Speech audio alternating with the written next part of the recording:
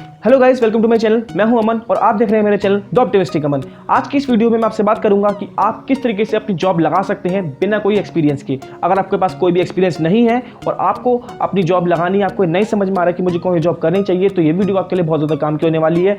इस वीडियो को मैक्सिमम लोगों के संग शेयर जरूर कर देना, खास तौर के ऊपर स्टूडेंट्स के संग, यंगस्टर्स के संग जरूर शेयर करना, ताकि उनको भी बहुत ज़्यादा हेल्प मिल पाए मेरी इस वीडियो के तहत। क्योंकि इस वीडियो में मैं आपको बताऊंगा ऐसे पॉइंट्स जिनके ऊपर आप काम करते करते करते करते एक अच्छी खासी जॉब लगा पाएंगे। क्योंकि जो स्टार्टिंग की पोजीशन होती है, जो कॉलेज पास आउट होने के बाद जो बच्चों के संग होता है, उस टाइम के ऊपर बहुत सारे स्टूडेंट्स के साथ ये चीज़ घटती है कि उनके पास कोई भी एक्सपीरियंस नहीं होता, जिसके बेस के ऊपर उनको कोई भी जॉब नहीं मिल पाती और वो ये घबराते हैं कि मुझे कौन सी जॉब लेनी चाहिए, मुझे कौन सी जॉब मिलेगी। तो उनकी टेंशन को दूर करने के लिए ये वीडियो मैं खासतौर पे लेकर आया हूँ। तो प्लीज़ मेरी वीडियो को ज़रूर देखना। चैनल पहली बार आए हो और ऐसी ही वीडियोस चाहते हो तो प्लीज़ मेरे चैनल को सब्सक्राइब कर दो, मैक्सिमम लोगों के संग इस वीडियो को शेयर कर दो और इस वीडियो को लाइक ज़रूर कर देना। चलिए वीडियो को शुरू करते हैं।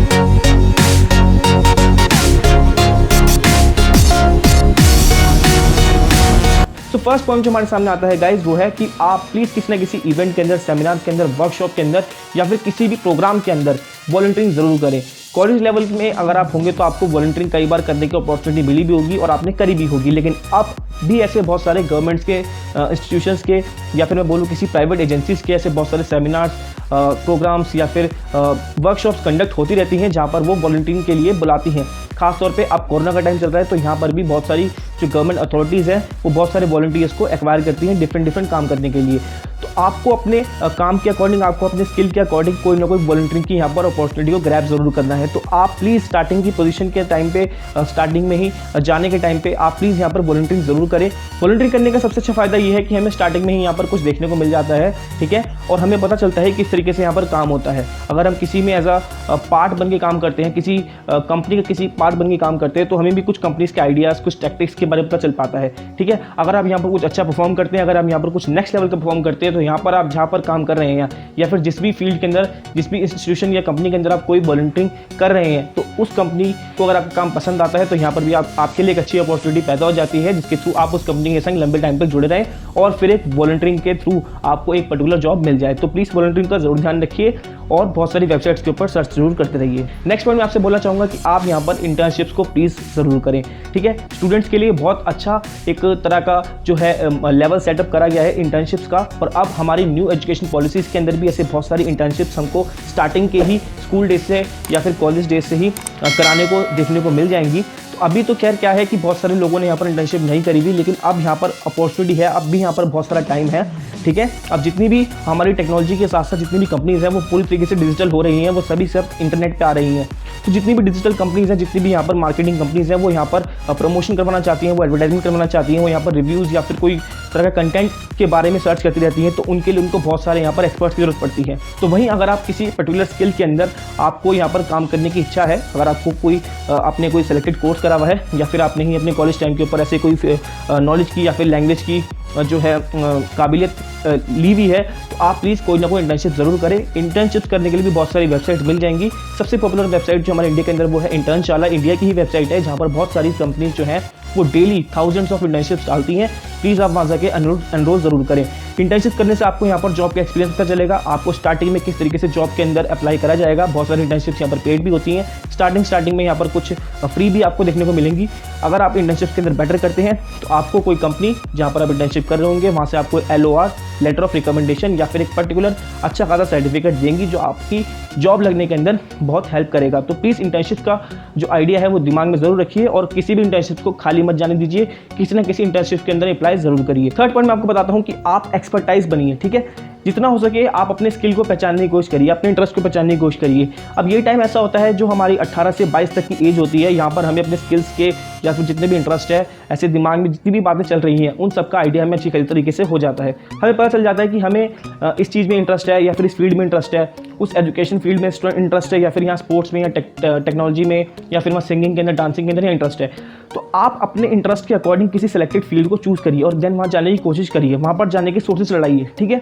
अगर आपका यहाँ पर डांसिंग के अंदर इंटरेस्ट है तो आप खुद का एक यूट्यूब चैनल खोल सकते हैं डांसिंग का। अगर आपको यहाँ पर फूड में इंटरेस्ट है तो आप फूड का चैनल खोल सकते हैं।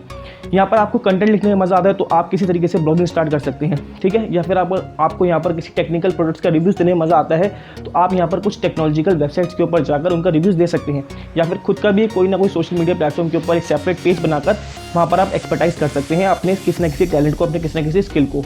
तो ये सब बातें भी स्टार्टिंग में थोड़ी मुश्किल ज़रूर लगती हैं, लेकिन आने वाले टाइम में जब सक्सेसफुल हो जाती हैं तो उसके बाद आपको एक अच्छा रीच, अच्छा प्लेटफॉर्म ये दे देती हैं। तो प्लीज़ अपने टैलेंट को ज़रूर बाहर निकालिए और किस तरीके से आपको काम करना है उनके ऊपर ज़रूर चलिए। एंड देन नेक्स्ट पॉइंट आता है पार्ट टाइम जॉब, जो कि बहुत सीरियस सा और मैं बोलूँ बहुत डिसेंट सा पॉइंट है। हमारे जितने भी रिलेटिव्स हैं आप उनके कांटेक्ट में रहिए। अगर उनकी कंपनीज में जहाँ पर वो काम करते हैं वहाँ से वो कोई ना कोई ऐसी जॉब के बारे में सर्च कर रहे हैं, या फिर अगर कहीं पर कोई रिक्रूटमेंट हो रही है, कहीं पर कोई वैकेंसी मिल रही है, या फिर कहीं पर कोई सीट खाली है, क्योंकि हमारे रिलेटिव्स में, हमारे फ्रेंड सर्कल में ही ऐसे बहुत सारे लोग हैं जो कहीं ना कहीं काम कर रहे हैं। तो आप उनके अटैचमेंट में ज़रूर रहिए। इससे क्या होगा कि आपकी जो एफर्ट्स हैं वो थोड़े कम हो जाएंगे, साथ ही साथ यहाँ पर जो म्यूचुअल अंडरस्टैंडिंग है उसके बेस पे भी आपको एक अच्छी खासी जॉब मिल सकती है और बहुत जल्दी मिल सकती है। तो पार्ट टाइम जॉब के और भी बहुत तरीके हैं। आप किसी साइट पे जाके काम कर सकते हैं, आप फ्रीलांसिंग कर सकते हैं, ठीक है, या फिर आपको अपने रिलेटिव्स के अकॉर्डिंग ही किसी बिहाफ के ऊपर कुछ टाइम के लिए कहीं काम करने को दे दिया जाए तो आप वहाँ ज़रूर कर सकते हैं। क्योंकि जो हमारा टाइम है वो बहुत तेज़ी से डेवलप हो रहा है, यहाँ पर मैक्सिमम यूथ की रिक्वायरमेंट है हमारे किसी न किसी काम को पूरा करवाने के लिए। कंपनीज भी यहाँ पर रियल टैलेंट को फोकस करते हुए ढूंढ रही हैं, साथ ही साथ ये समझती हैं कि अब जो यंगस्टर्स आ रहे हैं उनमें कुछ नया करने की क्षमता है, तो वो भी कुछ नए नए लड़के या नए नए गर्ल्स को हायर कर रहे हैं सेपरेट फील्ड्स के अंदर। तो प्लीज़ आप पार्ट टाइम जॉब ज़रूर करें। मैं ये नहीं बोल रहा कि बहुत लंबे टाइम तक करें, आप किसी शॉप के ऊपर कर सकते हैं या फिर आप डिजिटली किसी इंटरनेट के ऊपर भी कर सकते हैं। तो ये भी जो चॉइस है वो बहुत अच्छी निकल कर आती है। नेक्स्ट पॉइंट आता है कि आप अपनी स्किल्स को पहचानिए। मैंने आपको थर्ड पॉइंट में बताया कि आप यहाँ पर किस तरीके से अपने इंटरेस्ट को एक्सपर्टाइज कर सकते हैं। और अब बात यहाँ पर आती है कि आपने अपने जो स्किल्स है उसको एक्सपर्टाइज करने के लिए अपने एक्सपीरियंस के संग उसको कोऑर्डिनेट करा या नहीं करा। मेरा कहने का मतलब है कि आपके अंदर किसी काम को करने की क्षमता है, कैपेबिलिटी है, ठीक है, और आप उसके लिए एफर्ट्स भी कर रहे हैं। तो क्या आपके एफर्ट्स ज़रूरी हैं? क्या आपके एफर्ट्स जेन्युइन हैं? ऐसा तो नहीं कि मैं टेक्नोलॉजी के साथ नहीं चल रहा, ऐसा तो नहीं कि मैं बहुत तेज़ी चल रहा हूँ, ठीक है, क्योंकि आज के टाइम में टेक्नोलॉजी के साथ भी चीज़ें बहुत तेज़ी से चेंज हो रही हैं। ट्रेडिशनल मेथड्स को थोड़ा कम अपनाइए, मॉडर्न और न्यू मेथड्स को थोड़ा जल्दी जल्दी अपनाने की कोशिश करिए। और मॉडर्न और न्यू मेथड्स के अंदर जितनी भी टेक्निक्स हैं उनको सीखने की कोशिश करिए, क्योंकि वहाँ से ही आपकी किसी भी कंपनी के अंदर रिक्रूटमेंट बहुत ईजी से हो सकती है और बहुत तेज़ी से हो सकती है, जहाँ से आपको कुछ ना कुछ सीखने को ज़रूर मिलेगा। नेक्स्ट बात जो आती है वो है, मैं आपको यहाँ पर कुछ ज़्यादा करने को बोलूँगा नहीं, मैं सिर्फ आपको ये बोलूँगा कि आपने जितनी भी आप एजुकेशन प्राप्त कर आ रहे हैं, जितनी भी आप एजुकेशन फील्ड से गुजरते हुए आ रहे हैं, आप सिर्फ अपनी उन एजुकेशन फील्ड्स को फोकस करिए। एक बार देखिए कि मैंने अपने स्कूल लेवल के टाइम के ऊपर क्या करा, मैंने अपने कॉलेज लेवल के टाइम के ऊपर क्या करा, या फिर मैंने मतलब जो है एजुकेशन टाइम के बीच में ऐसी कौन सी दूसरी चीज़ करी नेक्स्ट अलग तरह की।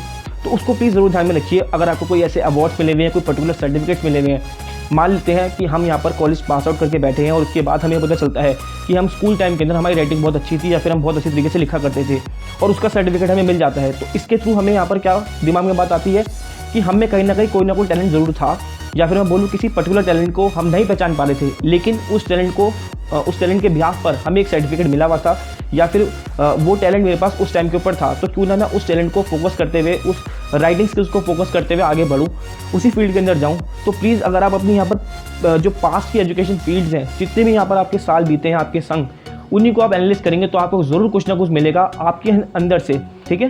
प्लीज़ मेरी ये बातों को समझने की कोशिश करिए, थोड़ी डीप जा रहा हूँ मैं, लेकिन कहीं ना कहीं आपको ज़रूर काम आएंगी।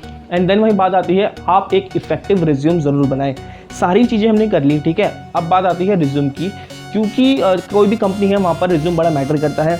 और आजकल के टाइम के लिए तो डिजिटल रिज्यूम भी बहुत मैटर करते हैं, क्योंकि बहुत सारी कंपनीज जो है वो ईमेल्स के थ्रू यहाँ पर रिज्यूम सेंड करवाती हैं, मंगवाती हैं, और उसी के थ्रू यहाँ पर पहचानने की कोशिश करती हैं कि बंदा कैसा है।